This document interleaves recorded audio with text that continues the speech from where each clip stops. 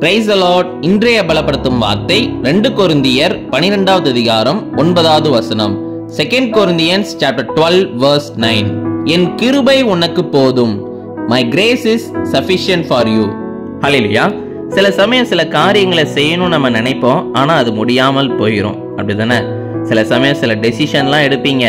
நான் இதுக்கப்புறம் நான் செய்ய மாட்டேன், நான் நல்ல விதமாக நான் வாழ்வேன், இனி நான் ஒழுங்கா இருப்பேன்னு சொல்லி டெசிஷன்லாம் எடுப்பீங்க, ஆனா உங்களால முடியாது. அப்போ நீங்க என்ன செய்யணும் அப்படின்னா, ஏசப்பாவுடைய கிருபையை நாடணும். ஏசப்பாவுடைய கிருபையினால நம்மளால எல்லா காரியத்தையும் செய்ய முடியும். ஏசப்பாவுடைய கிருபையினால பாவத்தை மேற்கொள்ள முடியும். அவருடைய கிருபை, அவருடைய பலன் நம்மளுக்கு இருந்துச்சு அப்படின்னா நம்ம நிச்சயம் ஒரு நல்ல வாழ்க்கையை வாழ முடியும்.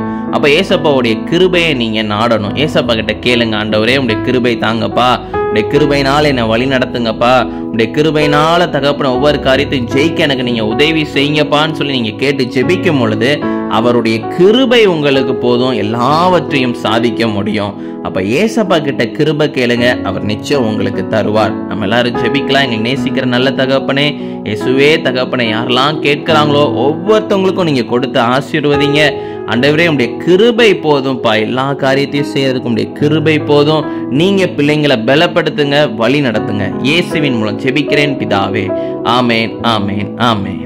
ஏசப்பாவுடைய கிருபையினால நம்ம இன்னைக்கு உயிர் வாழ்ந்து கொண்டு இருக்கிறோம்.